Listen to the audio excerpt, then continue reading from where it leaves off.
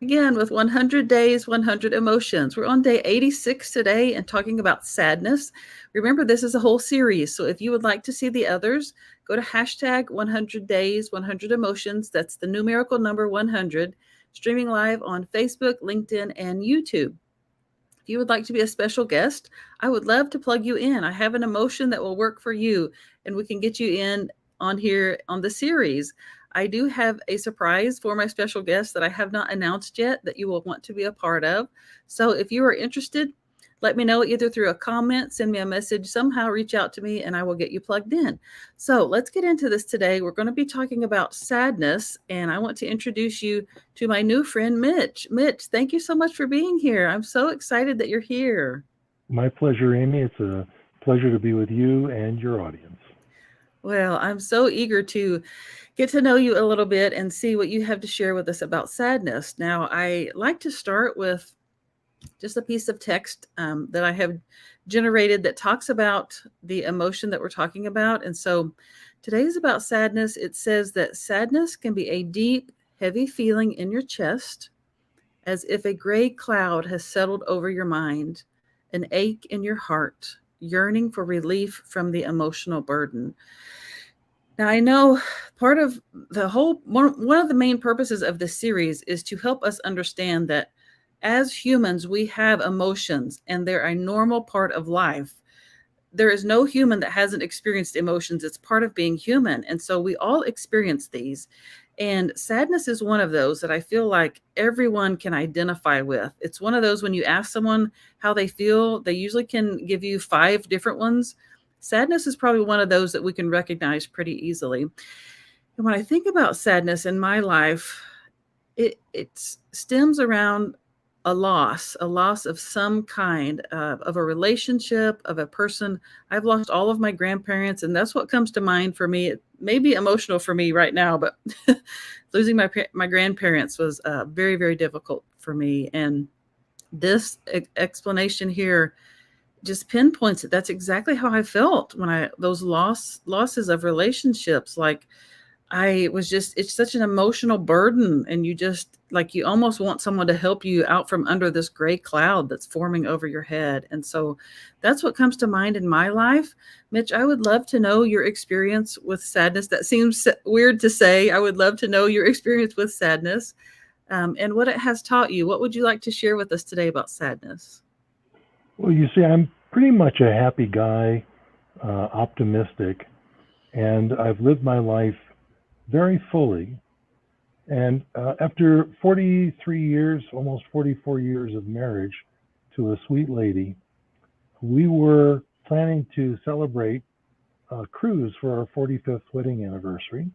And we had planned it and we had several folks commit to joining us, and it was really going to be an exciting time. And I woke up, we were laughing, and we were having a great time early in the morning. And then I went into my office in the house, which was basically a bedroom down the hall, and she yelled out, "I can't breathe."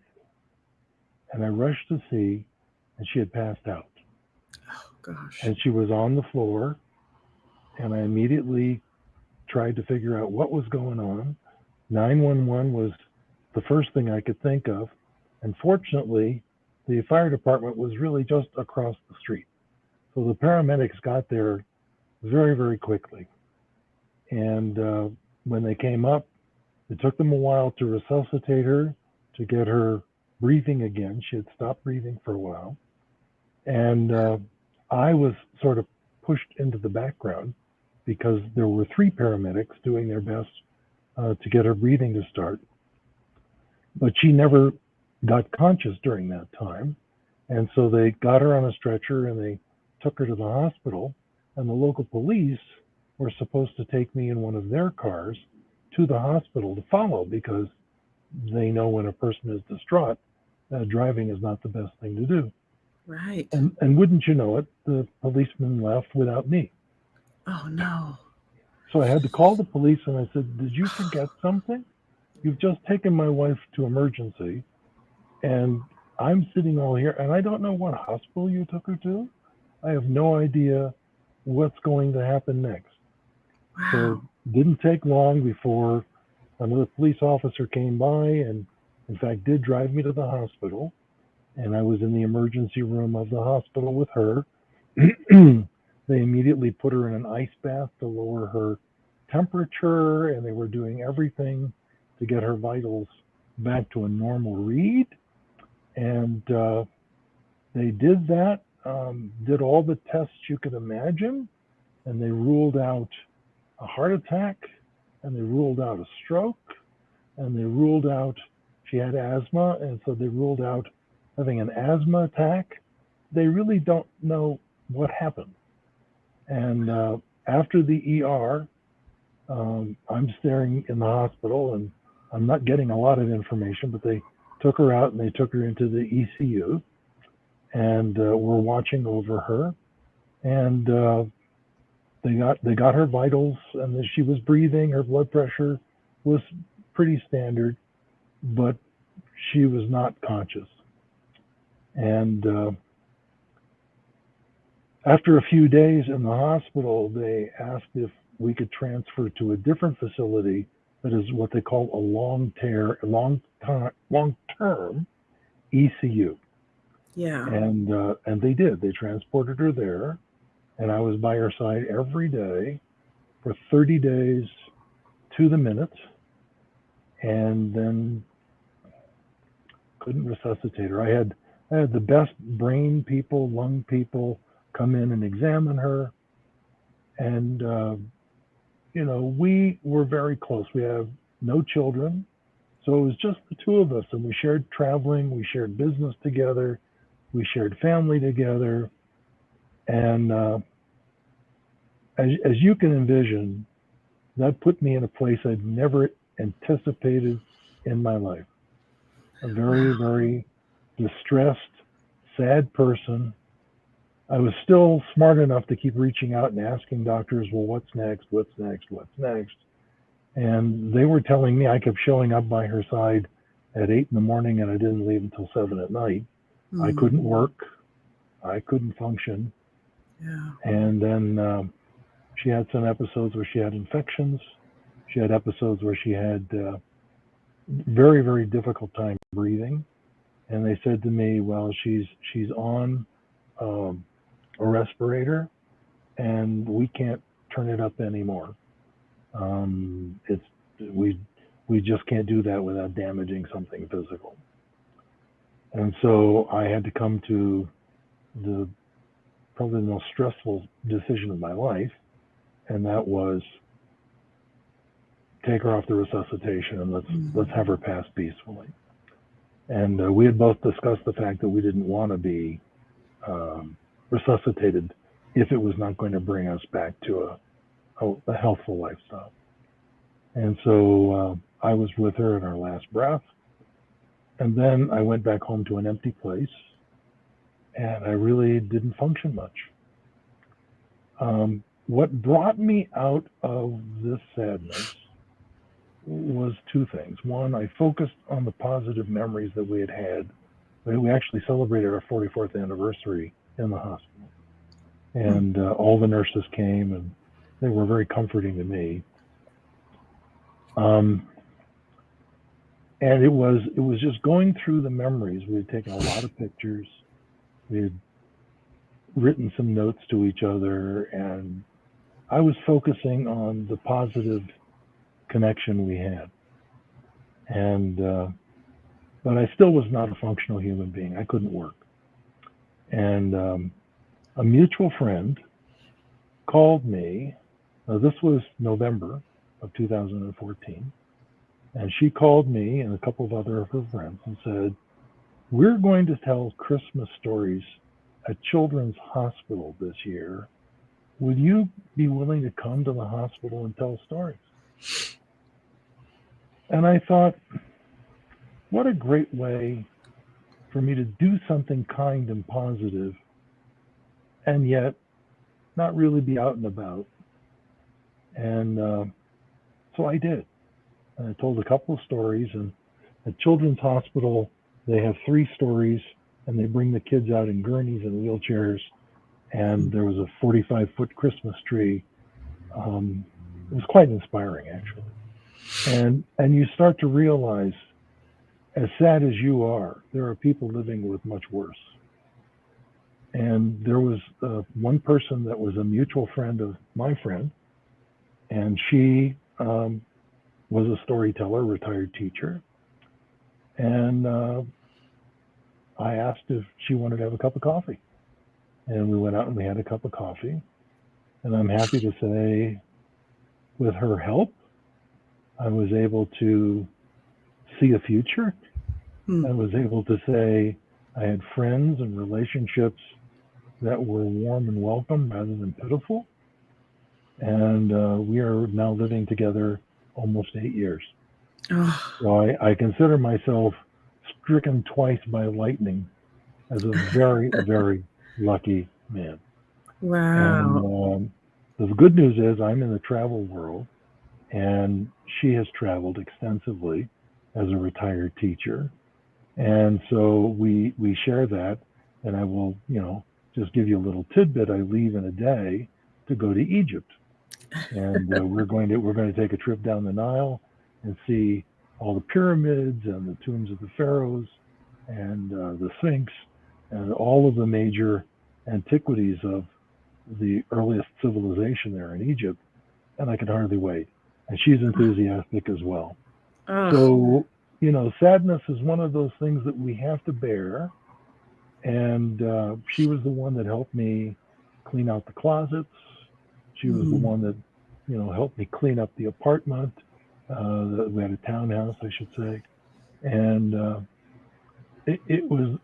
she was demonstrating a love for me that I was never expecting again. So it's one of those things I just encourage people to think about. When you're sad, there's light going to come up sometime if you're willing to let the light in. And, you offered me an opportunity to talk about this.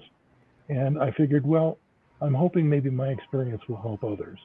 Because in what I currently do, in helping people travel the world, is I'm giving them a chance to fulfill dreams that maybe they put off until later in life. And so you might want to visit Egypt, or you might want to see Rome, or, go to Greece, or take a trip to the Caribbean, just sit on a sandy beach someplace. And that's what I help people do. So I'm helping people, get out of their little nest and explore the world. And in contrast, you quickly realize you have a lot to give. Life is certainly not at an end. It's just in a transition. And it took me almost 2 years to transition. And I relish the reflection. The pain was not something I would want to go through again. right. But we're human, and I know I'm going to experience other losses. I lost my father at an early age. My mother lived long. My grandparents lived long. So, I have experienced other losses, but it's not the same thing as living with somebody and being intimate with somebody for 44 years. And I really, she used to collect ladybugs. And every time I see a ladybug, I get joyfully reminded of Linda's experience. And that was my wife's name. And it just gives me a chance to pause and reflect and enjoy once again the memory. And that memory is very powerful, can't be taken away, can't bankrupt it. And I'm so fortunate that my new sweetheart allows me that space. And instead of being jealous, she embraces the fact that I had a long, long life with somebody, and she and I are grateful for being together now. And that's what it's all about. So that's my take on sorrow. And I would tell you, I'm still a very happy guy. I'm still looking forward to my next adventure, meeting new people, tasting new food, learning new cultures. And I've got a lot to give in the places that I've been, and what I can share for people who are planning a trip, so that I can help them make those memories. And Absolutely. it keeps me going every day. I imagine. Oh my gosh, Mitch, that is such a beautiful story. You've got me in tears over here. I'm like looking for something Oh, to wipe it away, just the emotion that came with it, I cannot imagine. And it it trying to put this into words here. My brain is like spinning. I can relate to so much of what you said on a different level because I lost who I was after my accident. I laid flat in a bed for 23 hours a day for almost a year and completely lost the person that I was before. And wow. so I had to really learn to become a completely different person. And what you said is so beautiful because it really is true that when we feel broken, it's those cracks that we feel that let the light in. I don't know who Yeah. said that. It's a quote from somebody else, but it's so true. Like I didn't think, like I almost ended things literally, and I chose not to. That's a whole nother story. But I never knew that I could have the life that I have now when I was experiencing that back then. Like I'm literally living the life of my dreams now, and I never knew it was possible. But it's what you said that even though you're going through so much and it's so heavy, it can get better. It will get better if you look for it, if you allow it to.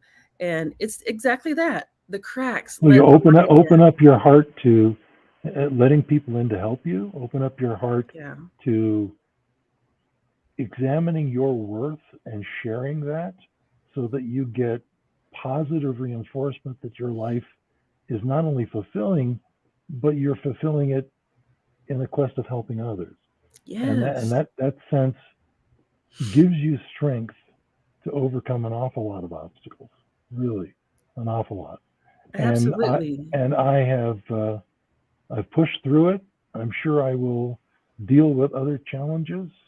I'm in my seventh decade, so I'm sure there's going to be more obstacles that'll be put in my path, but I'll deal with them. You know? Yeah. Right. And it's like exactly what you said. When I decided to fight to live instead of trying to die, I did Yes. it with the intention of using my story to help other people. And I feel like we have to have that contrast. We can't know joy until we have experienced sadness. That We is a can't hundred see the percent light true. until we have seen the darkness. And it makes it even sweeter to me. It makes the life I have now even sweeter. And I'm sure you can relate to that as well. Well, you have a sense of where you came from, something dark and deep and mysterious and awful, to where today you feel empowered and free, and you're enjoying life and you're enjoying working with other people. We're getting together. You know, those kinds of experiences to me have no financial tag on them. It's Yes. priceless. This is part of life's experiences, is building a group of people that you know and that know you, and that you can feel comfortable sharing your soul, like I've shared with you and the listeners. Yeah. Um, I feel comfortable doing that because I came through it, and if that's going to help somebody come through a difficult time, then I'll just say good. Absolutely, absolutely. Oh my goodness. There is something to be said about people who are willing to be as vulnerable as you have been today, but that's something that people are craving. Like we want people who are vulnerable. We want to get to know people who are vulnerable because that's what helps us the most is knowing that we're normal. Other people have gone through this and have survived it and are thriving now. Maybe I can do it too. And so I know that your story is going to help so many people. And I'm just so thankful that you were willing to come on here and be vulnerable and share all of that with us. Thank you. Thank you so much, Mitch. My pleasure indeed. And I'm so thrilled that you asked me on, Amy. Yeah, I would love for you to. You talked about how you help people travel, Right. schedule their plans and everything. If you're watching and would like to contact Mitch to know more about what he does, or just to talk to him personally about his experience, you can email him at mitch@kraytontravel.com. That's KRAYTON travel.com, and find Right. And him there. I am a cruising specialist. I like cruising because it includes your meals, your hotel, your transportation, and oh, by the way, you're in a new country. And so you can see behind me icebergs. I have visited Antarctica, and Ah, these are eye-opening experiences for people that visit. You cannot imagine the vastness, but that little piece of ice is 10 stories tall. oh, yeah. Gosh. So I have always it is wanted to massive. go on a cruise. I have never been, and I've always thought that would be fascinating, but I have Well, never been. cruising is something that very few people have. Only about 7% of the people in the United States have cruised. And some people think, oh, well, it's a lot of people in a small space. But truthfully, you get on the ship to go somewhere, then you go and you get off the ship and you're in a different country. And then you go back on the ship, you sleep, you wake up, you're in a different place. So there's lots of activity on ships, but more importantly, it's the experience of culture, food, music, the smells, the sights. And I'm an avid photographer, so I love to Ah, take, including the picture you have um, behind me. Travel to me, I have a little phrase, and I say, "Let me help you make memories and not regrets." oh, I Because love that. if you are always living in regret, I should have, I could have, I would have. One of the things I discovered when my wife was in this long-term care, there are a lot of people come through there, and you see people at end of life with two attitudes. One is they're angered, they're distressed, they're needy, they're always complaining because they felt they missed something. They don't have people in their life, whatever.